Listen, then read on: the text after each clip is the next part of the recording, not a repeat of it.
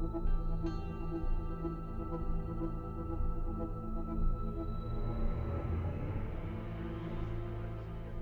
a lot of other people I could mention in my career who are camera, art director, costume, etc., etc.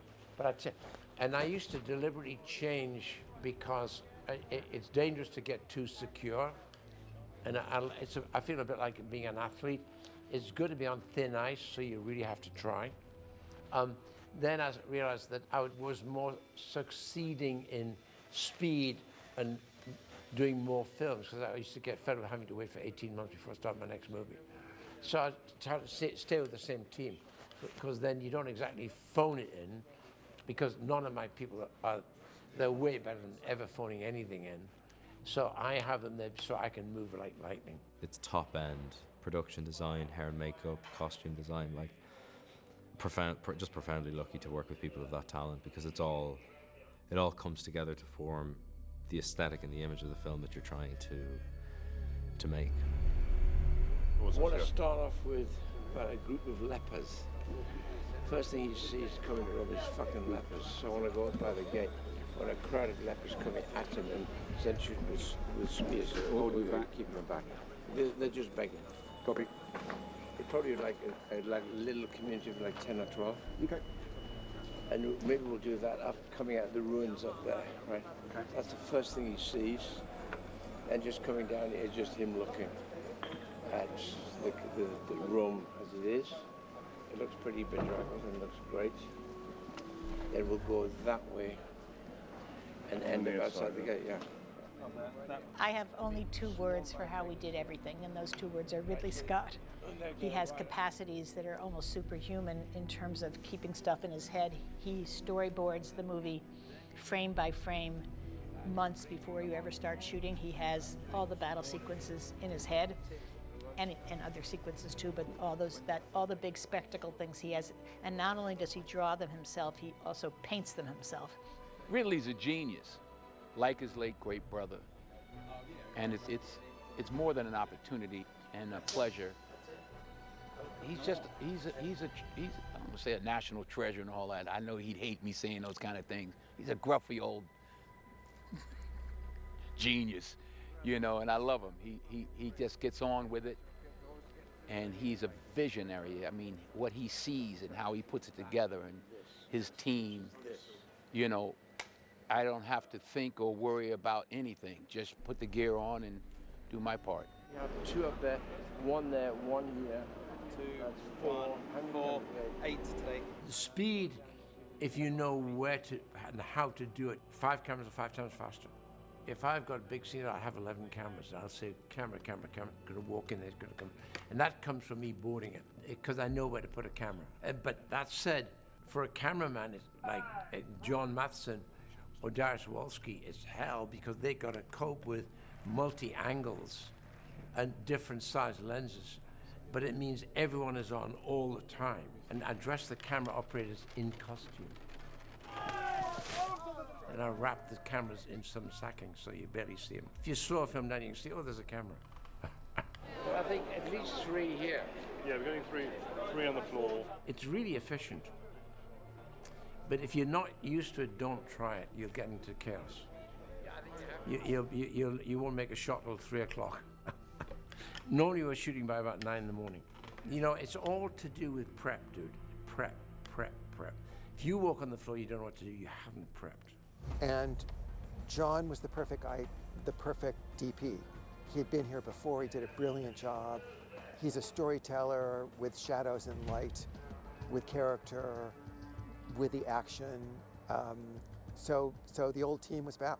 This is the market square outside the Coliseum, and the entry to our set is here. We're looking at an ancient arch which is very early in the empire. That's why it's partially buried. This was built 500 years ago, we're surmising, and beyond that is the actual wall of the Fort Recostoli here in Malta. And the reason why we're here is because we're surrounded by ancient stone walls as a backdrop to our set build within it. And we tried to match the flavor of the existing walls to the set pieces as best we could, in color and texture. This was inspired by David Roberts, who was a famous English 18th century illustrator and engraver. And it's kind of inspired by one of his engravings.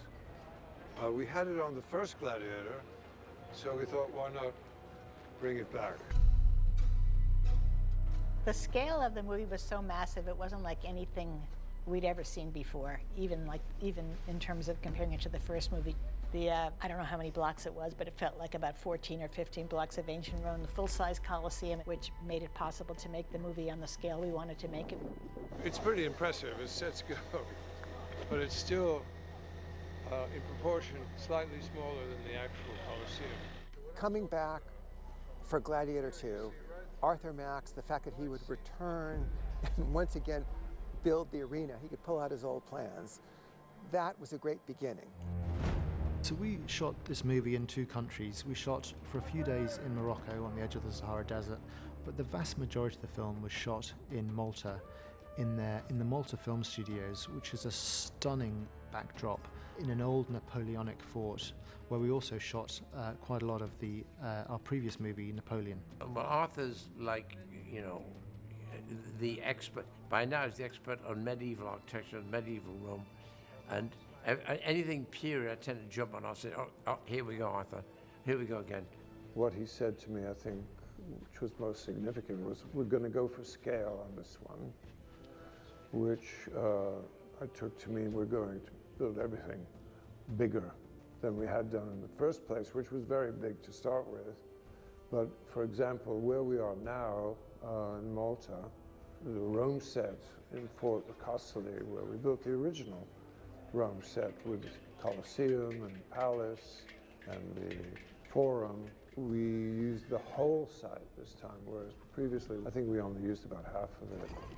We built the Colosseum pretty much the same, except it's a bit higher, has a more impressive entry arch. We built a giant triumphal arch. We had one on the first movie, but it was a very small version of what we ended up with on this. A truly, triumphal arch, where we had an enormous military triumphal procession, and that was very, very successful. I think worked very well.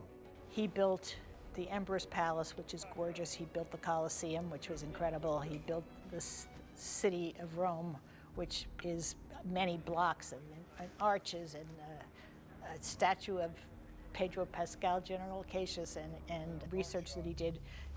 At any given point, he was an expert on whatever we were shooting. So the staggering replication of the feeling that you were actually in Rome and having been to the Colosseum and then going to see our Colosseum, you really feel the similarities. Gladiators! Gladiators! It was all a spectacle, just the size of the damn Colosseum. I was like, they built the Colosseum. I'm like, man. And then you'd see lining up for probably a half a mile the extras in full costume walking to the set. So going to the office really meant driving and seeing 1,000 extras in full hair and makeup in the beating sun, walking towards the set and then entering the Colosseum. So it was crazy. I built 47% practically, 4 stories high. It is actually 5 actual scale, and all the streets, all the columns, all the buildings were full scale. And it's still cheaper than doing that all digitally. And the amount of locations that we've found on this relatively small island are extraordinary. This particular area we're in today, we built a giant arch of Rome for an army to go through and put a stream in beside it, and we had the winding country we needed around it. And we went to a beautiful, very, very old city of Medina on a hillside that's a gorgeous, intact city where we shot Lucilla's house.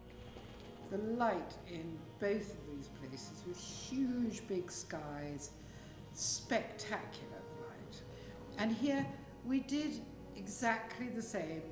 We made Rome in Malta and we made Rome again in Malta, and it's wonderful. Jonty is a brilliant costume designer, What she did with Macrinus's costumes and Lucilla's costumes and the Emperor's costumes, poor Lucius gets to wear the same thing all the time, more or less all the time. Not that he doesn't look great in it, but he's a slave. But the people that aren't slaves, she really went to town with, and both emperors wear ravishingly ornate costumes. And Lucilla, I think she had maybe 11 costume changes, or maybe more, I can't remember, but everyone is different, everyone is beautiful. We went very couture. We took a lot from the last century, Holstein and Courage and people like that. And Ridley looked at them and he went, yes, great colours, but I want a lot more bling, a lot more zhuzh. So we went back to the drawing board and we put a lot more trim on. As you can see, I mean, this is so gorgeous. We've got embroidery, we've got jewels, we've got trim, it's just spectacular. It was a joy to do, as were the emperors.